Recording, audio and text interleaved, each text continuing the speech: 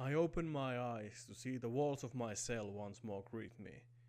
The moon had risen while I was away, revealing a sky full of the stars so well hidden by day. It appears my caretakers have once again left me food, but it has gotten stale in my absence. My caretakers here I do not know by name, for they are only around briefly in my time here. There have been others to see me, but they never spoke and only arrived with one of my caretakers. I recognized them by the clothes they wear, for their uniforms carry a symbol of an eye. I have seen, no, felt them elsewhere as well. It carries a powerful meaning and an even greater burden on those who wear them. A mixture of hope and fear are felt by those in its presence. Of this home of mine, I am uncertain of its purpose. Beyond the certainty of my return here, I know very little of it. Usually it stays quiet, but occasional shouting and movement outside and inside does occur. Screams I dislike, of the variant which makes even my caretakers appear worried, for those have an aspect which clouds my mind and vision, and the deep discomfort and uncertainty that follows. Beyond that, I do not know who is here with me, or how many there are. My caretakers have never told me that, insisting that I should not worry about that. It is time to sleep again, perhaps without seeing beyond this time. Morning breaks, no dreams last night. One of my caretakers walks past the cell door and disappears into the hallway. I have never seen what lies in the hallway in that direction, and I am not sure I would even want to, for it is where screams can be heard when they occur. The other way I have some memory of. It is where I came here from a long time ago.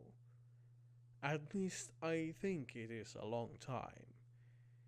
It feels like this, but I cannot tell for sure. Only the caretakers walk through the hallway. The visitors always stop by the door and then turn back. The writers also stop here, but at the table instead. Why the caretakers want to go where the screams come from, I cannot fathom. But they do go there, and occasionally back through the hallway when they return. But when they return, they feel different. My vision begins to fade, and the caretaker's walk loses its clarity, becoming a series of unclear thoughts. The beyond is close again. A muddy street, fading sound of raindrops, a bustling street, spires arcing over all things, buildings of wood, surrounded by towers of stone. I cannot tell if the towers are close or far, nor if they are small or large. I have seen their type before, but I do not know where. The people all have a sense of urgency in their actions, rushing through doors and into the muddy street. It is hard to get a sense of them as there are too many. Focusing on one seems impossible. A cloaked individual appears in an alleyway. The people in the street do not take note, except one. Wearing a feathered hat, this one goes straight towards the cloaked person, and they both disappear into the alleyway. The image fades. A caretaker stands near the door and looks to a rider that seems to have been there for a while. The caretaker motions to it and the rider leaves. More food is on the plate, and this time it's not stale. The rains come again, drowning all sound as it glides across the skies. Yet when it got stronger it suddenly stopped, as did all motion in my sight. The world all changes once more. Two warriors, two blades of abyssal black clash as towers of spiraling flames erupt, threatening to consume them. Neither of the warriors pays it any heed as their singular focus is the other. Every swing of a sword is matched by the other, and every swing creates yet more flame until it threatens to consume the room itself. One of the warriors steps back, revealing a sly smile before fearlessly dashing back towards the opponent, whose face is hidden behind the smokeless flames. The heat intensifies, the very steps they take, melting the stone floor under them, yet still neither seems to care, and their blades once more meet. With a blinding flash, that room is gone, as is the rain that was outside. One of the caretakers takes an empty plate off the floor and leaves without noticing I was ever gone. The sun is starting to settle for its nightly residence. The caretakers are speaking by the table. Of what, I cannot tell, but the mood suggests that something serious may have happened. Suddenly they turn towards me, almost as if my presence had surprised them, but they slip out of sight as the ceiling closes in around me.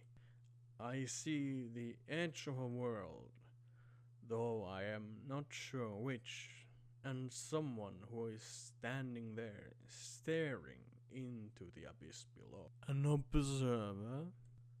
This was not the voice of my mind, or a language I can speak, but it seemed to come from my mind, in a voice which spoke in tongues different from mine, but still understood. The see me here. Interesting. It seems the figure spoke this time. Not that I knew what it said, but understood it anyway. It turns toward me, and all things seem to be pulled toward it. You have a rare gift. Space begins to warp, and all light was pulled toward it. I pull back with what I can for a moment. It seems to speed up the process. I open my eyes. The ceiling is once more where it should be. A wave of relief washes over me. The caretakers took note of my leaving this time, and of my return. The bread was stale this night. The epilogue. He had us worried last night. Just collapsed and started screaming. Fortunately, it stopped quickly, just when we had moved him into bed. It is normal for seekers of his kind to do so, but he recovered unusually quickly from it. It would normally take a few hours to a few days. Sometimes they never recover. Still, when a man is insane like him, events like this are worrying to say the least. Usually he just sits in his little corner in his cell, staring at the ceiling. This is why facilities like this one exist, to contain the madness away from the people. Yes, Lord Inquisitor, our mission here is too important for the public to make decisions over. Some things just must be contained. Exactly. There is a lot to learn here, dangerous as it might be. But do remember, if he ever starts talking in the forbidden tongues, execute him immediately.